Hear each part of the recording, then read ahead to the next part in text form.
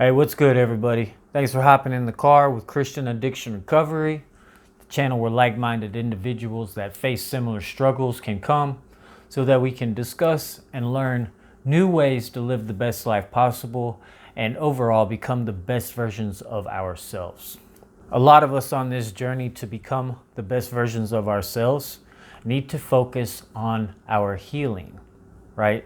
And to heal something, you must identify where that pain is coming from.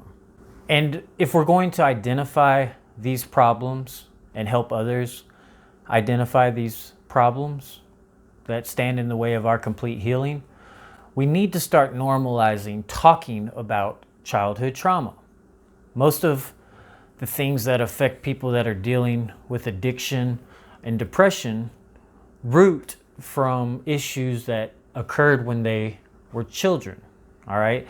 And childhood trauma is very prevalent in our society.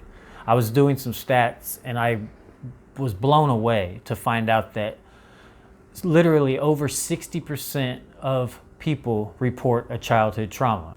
And another stat that got my attention was the fact that only 1/3 of sexual childhood traumas are even identified, and even less than that are reported. The point is that we have a culture that grooms children far too young on sexual situations and being taught that it's okay if these things are happening when it's really not. When you're an adult and you can make those decisions on your own, if you want to be in a sexual situation, that's a different story. But teaching a child at a very young age that they need to be participating in that, or that it's okay if that happens, it's evil. And that's Satan's plan, okay? Whether you believe in Satan or not, he is real, and his goal is to kill, steal, and destroy, right? And he knows that if he focuses his energy on attacking young children, there's going to be so much more devastation in the world than if he waited till they were adults. And so we have a culture that's normalizing the abuse, but not normalizing talking about the abuse, right? I know that for sure when I was young and being programmed, because of what happened to me, I felt such shame already, but then just watching movies and watching shows about how they would make fun of people that dealt with these kind of situations and call them, homosexual or whatever, just because of something that happened to them, or saying, okay, well, that happened to you, so now you're going to be like that, right? And that's all false. And so we need to raise awareness of these kind of situations and the fact that these activities do happen. And if you are a man that has been affected by a childhood trauma and you want to try to get some healing, when you start looking at healing, you'll find a lot of soft-spoken women talking to other women. And so it kind of seems like it's accepted to talk about it if it's happened to a woman. But when it happens to a man, it is such an unfamiliar area for most people. And no man wants to be a victim. Matter of fact, nobody wants to be a victim, but for a man, it is especially hard to admit. And when you are a young man, it's even harder to admit. Because society has made it seem like men that need to heal are weak. But that's really okay, because in our weakness, we are made strong. As a matter of fact, manning up and actually facing your childhood trauma is probably one of the best examples of how our weakness is made strong through God. So it's really hard to discuss when these things have happened. Also, a lot of times, the person that has made the abuse or made the advance on the other person is close to the family. Like, for instance, mine was very close to the family, and in fact, in my church. And so I spent a lot of time with that person even after the incident. And that's probably why my mind buried it deep in my subconscious, because I was dealing with the turmoil of, man, this happened and I don't feel good about it. And every time I see this person, it makes me feel the shame. So your mind is really good at trying to protect you. So it started to bury that in my subconscious mind. And I know everybody has traumatic experiences. So a large number of that 60% of us that have experienced traumatic experiences can be from car wrecks, things like that. But it's these physical and sexual abuse situations that can really alter the trajectory of a person's life. In time, many find themselves dealing with depression and anxiety, and also they find themselves having trouble with keeping a successful relationship. Now, the reason for that is I explained it in a video yesterday. I'll leave the link down below. But the reason why is because our amygdala, our fight or flight response system, starts kicking in a little bit more as we have that fear dug into our subconscious mind. So we start making reactionary decisions from a place of fear. This can lead to us being in worse situations and making things harder on our life, overall creating more stress, and then our amygdala kicks in even harder, and it is just a downward spiral, right? Now, what happens is you start deceiving yourself into thinking that you're okay. You know, for me, I thought I was happy. I mean, that's what we're all trying to do, is just to be happy, right? But if you've had some childhood trauma, especially if it's sexual in nature, and you haven't dealt with it with a therapist or some kind of counseling, there's no way, and I'll say it, no way that you are living your best life possible.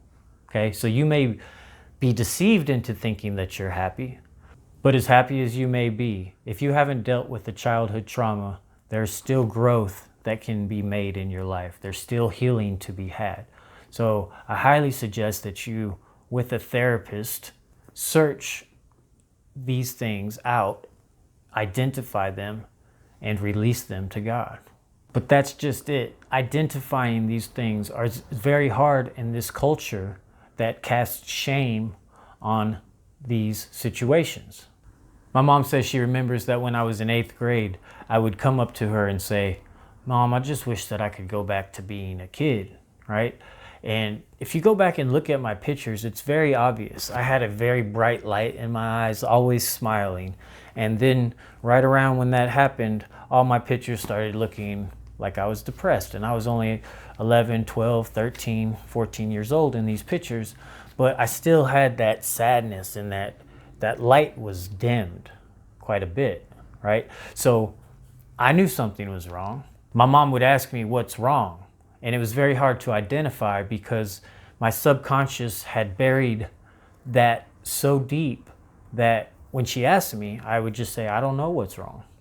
After that, she began to pray to God that He would heal me and get me to a place of healing to where it would be like that never happened. In order for God to achieve this in my life, He had to have me face the atrocity that had crippled me for so long. You have to get to a place of acceptance and forgiveness for all those that have harmed you and for everything that's happened to you. Okay? But to get there and to learn that forgiveness, again, we need to identify it.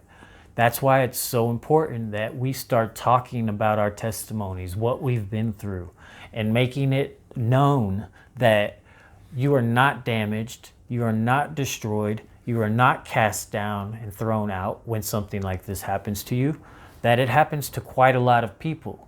And the more that we can talk about it and the more that we can bring it into the light, the more that these young children that have been harmed will come out and talk about it. And they won't wait till they're 30 years old like I was, and they won't wait till they're 40 years old.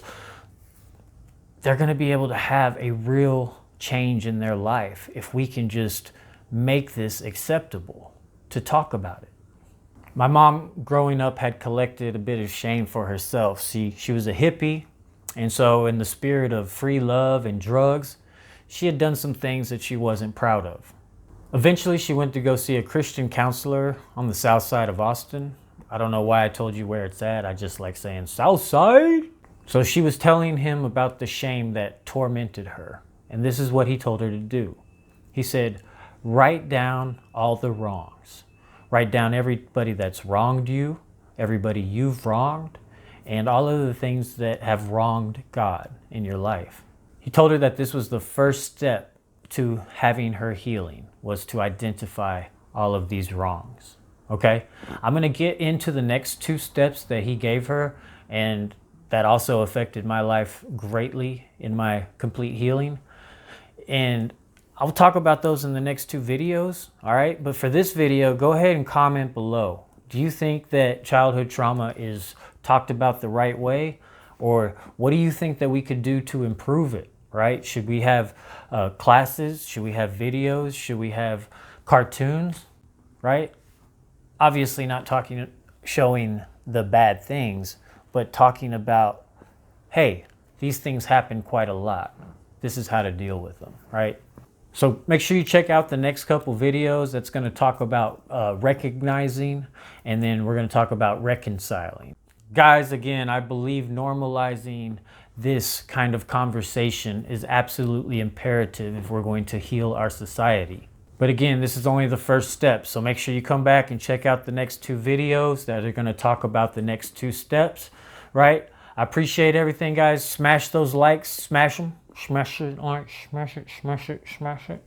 All right, and hey, if it still says subscribe right there, go ahead and click on that so that you don't miss any videos. I'm a new channel, so I'm not going to be popping back up in your algorithm unless you're giving me a like or a subscribe, all right? So, thanks for everything. Peace!